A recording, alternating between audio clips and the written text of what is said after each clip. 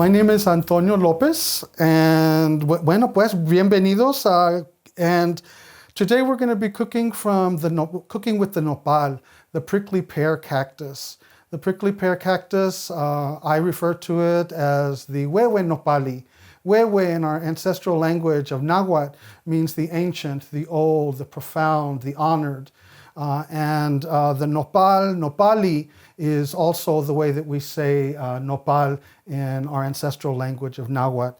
So today we're working with my good friend here, the Huehue Nohpalli. The Huehue Nohpalli has such a great history. I love working with the Huehue Nohpalli because it's taught me so many things, and it continues to remind me of my origins, where I came from. The siete cuevas, the 7 caves, the story of our ancestral journey for hundreds of years. That story of when our people find that eagle perched on the cactus, that's where we make our home, no? And now we're talking the ancestral Tenochtitlan, which is now Mexico City. It was the nopal and the eagle that guided us to our homeland. So when I start working with the nopal, it's from a place of history, it's a place of language, and it's a place of great respect. When we get the nopal, we want to get the paddles. Today's receta is going to be pretty much a 1-paddle receta, right? So when you get the nopal, you want to cut it off at the root here of the planta, of the tree. And I would suggest getting it with something to hold on to it, no? Or a towel. But what we're going to do is we're going to clean it first. And it's very simple to clean it. A lot of people get freaked out about it, but it's very simple. And what you want to do is go down to the little ojitos, the eyes of the nopal. And if you watch some videos on doing this, you'll see these guys in Mexico that do this every day. And they're like, they're just like super fast. And it's wonderful to see the technique that has come, that we use to clean the nopal, no? So you want to get all these little eyes out, and you go across, and this is what you're doing. You're just taking it all out. Now, once you have all of the eyes out, you're going to want to go around it and cut off the edge of the nopal. Cut all the way around the nopal itself. I have no problem using my hands, so I'm just going to cut it with my hands here. I like just touching and feeling it and working with it in this way, no? So once you get it to this point, you're going to want to slice it. And just to save a little bit of time, I already have some sliced here. Now, this is very baboso, it has a lot of sap, if you will, in it, but that's the medicine. So we don't want to totally eliminate that in the recipe itself. But the first thing we do is, once we have it chopped, we're going to mix it with some ajo and some cebolla, and we're just going to put it in some boiling water. Now, there are lots of different ways that you can cook the nopal. You can put the nopal directly on the fire, and it will cook, and you won't get this kind of bava. Or you can boil it. Today we're going to boil it. So I'm going to put it into the boiling water. So like I was saying, we could have grilled this and come up with like little grill marks on it, which will give us a different flavor, a smokier flavor, no? And in the process also, you won't get all of the bava, the liquid inside. It will just absorb with the fire. In this way, it's going to extract, it's going to take out the bava, and the water at the end is going to be very much just very gooey, no? So we're going to put in the nopal first. And I have to tell you, the only thing that's missing here in this presentación is a prayer and some sage. Because because when we cook our ancestral foods, there must be a prayer, there must be a connection. We're cooking with fire, we're cooking with water, and we're cooking with an ancestral plant. This is a prayer in itself. So we're going to put into the boiling water, ahí está, and a little bit of salt. And that's it. We're just going to let it go for a while. So this receta has a lot of different flavors and a lot of different textures. And I like this receta with the huevo Nohpalli because it's an ancestral ingredient that we can use in contemporary ways, in urban cocinas, no? And so what we're gonna do is combine the nopal with pear, and that's gonna give it, because you know, the nopal has its own fruit. It has the flower, and it has the fruit. And so it's kind of makes sense to use fruit with it, no? So I'm just gonna use very thinly sliced pear with it. And I'm gonna cut it as thin as I can. I'm not gonna peel it. And it's just a very, very, very thin slice. And this is going to add a very soft kind of texture and just a really mild kind of sweet flavor. So aquí tenemos the pear. Let's get that out of the way there. And I've made this receta a lot of different ways. I've made it with green apple. I've made it with the actual fruta, the tuna from the nopal. I've done it with papaya. It's really versatile in terms of the kind of fruta you want to use. And once again, you know, it's about what you have. It's about using what's in your neighborhood. I never do a presentación where it's with ingredients that are not attainable. They have to be things that are in our barrios and things that connect us to our ancestry, no? So right here we have our little pear slices. And I think that'll probably be enough because we're just going to make like a serving for two. And then we're going to use some tomate. Now the tomate is also an indigenous food to our people, no? I think it's called tomato, T-O-M-A-T-L, tomato. And so we're just going to slice these in half, and they'll not only add beautiful color, but they'll add another level of sweetness to it, no? And so we're just going to slice these up, and these are going to all be tossed into the salad. And once again, the colors, you know, we got a lot of green going here. Now we got orange and red. We eat the colors. The colors tell us something about the plantas itself and the nutrition that we're getting, that we're receiving from these plantas. The more color, the more nutrition, the better it is for our bodies, no? So I'm thinking that this is probably enough of that. So let's make the salad dressing. Once again, traditional recipes in an urban cocina. So we're going to use a non-indigenous dressing for this. And it's really just a vinaigrette, very simple. Once again, not to take a long time, not to do to cook this receta. So this is grapeseed oil.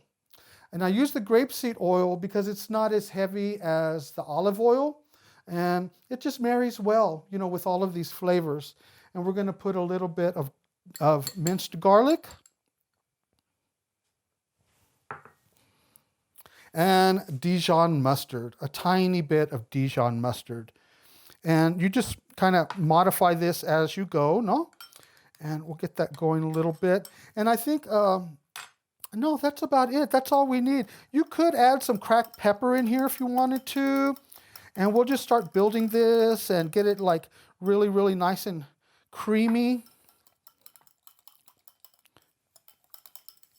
And so this is going to go over the nopal. There we go. Now it's starting to go. Otro poquito. And I'm going to reach over here and get some salt. Maybe a little dash of salt. And it's that simple. This is it. So all we have here going is we have some nopal over there that we put in some water to boil. We slice some, let me taste this. That's it. That's where we want it. So our dressing is ready. And our ingredients are ready. Now we just have to wait until the nopal is cooked. I'm going to turn this fire off. There we go. But if you notice, the the mixture here. So it's very, very, like with a lot of vava, right? So in other recipes, this is the medicine. This is like if you were to do this, the nopal in a licuado, you would want that vava in there because that's what that's the medicine in this planta, no? But for this recipe, we're gonna rinse it off. So I'm gonna walk over here and rinse all of this off. I'm gonna take out the onion and the garlic. So there we go. And we're just gonna rinse this. And you just rinse it really, really well. And I'm gonna take out the onion and the garlic that we cooked it with that gave it a little bit of flavor. We could have put in a laurel leaf in here. We could have made it a little spicy and put maybe a serrano or a jalapeno that would give it like a little level of heat. But, you know, and that's something that you play with, see, in terms of the own flavors that you enjoy. So we're gonna put this, we're gonna put it right back in here and use the same bowl to toss everything together. So now it's looking good. I don't know if you can see the difference, but now it's completely cleaned and looks very refreshing and very refreshed, no? So let's just put it back in here.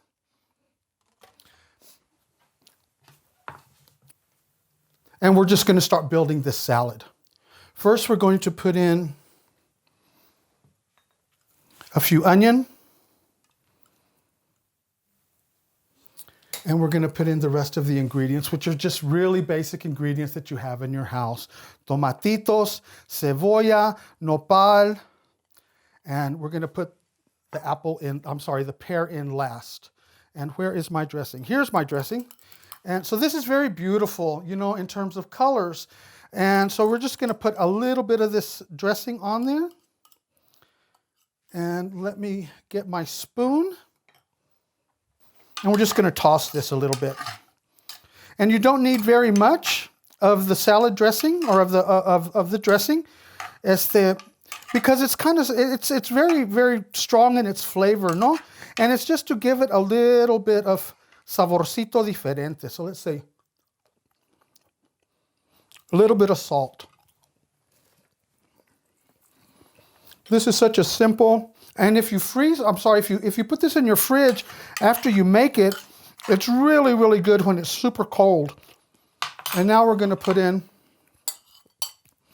the pear and fold the pear a little bit in there. A little bit more of the dressing. And we're going to top it off with some nuts. Now, all of these nuts, the pepitas, which are the seeds of the squash. We also have the pecan, which is also native to our area. These were actually grown in Mesilla Valley. And we also have the piñón, which is also an ancestral food. It's the part of our ancestral canasta. So today we're going to use the piñón. Now I'm going to put a little bit in there. Ooh, and it's already looking pretty. See that piñón just totally like gave it another look, another feeling. To me, it's like that's all we need in this salad, not just that other texture. So le voy a poner otro poquito, and we'll put a little bit more ahorita when we plate. And that's it, guys. That's it. We're ready to plate up. So let me put this here, and we'll plate up next. So the plating, now we're just going to plate this up. Now, this is a huevo nopali, pear, tomate, and piñón salad. And I'm gonna present it with the hojas de maíz and with a couple of tostadas that you can eat with it, no? So we're just going to plate it up real quick here. Make sure you get enough of the nopal, enough of the little cherry tomatoes, enough of the pear, and just kind of build it on there, no? And let's put a couple of these pretty little tomatitos and a couple of the onions just to give it color. And we're going to top it off again with some more piñón, and a few cilantro leaves. All of this is just the building of the flavors, no? And that's your ensalada. This can be made, you know, just so quickly. You see how quickly it took us to make. And that's your salad, your huehue nopali salad. So before we leave, I'm going to have to taste this. So con un pedacito, and let's see how it turned out. That's it. We get the flavors of the, and the tostada just adds to the memories of all of these ingredients. So I hope you enjoy the receta, and I hope you make it in your home. Buen provecho.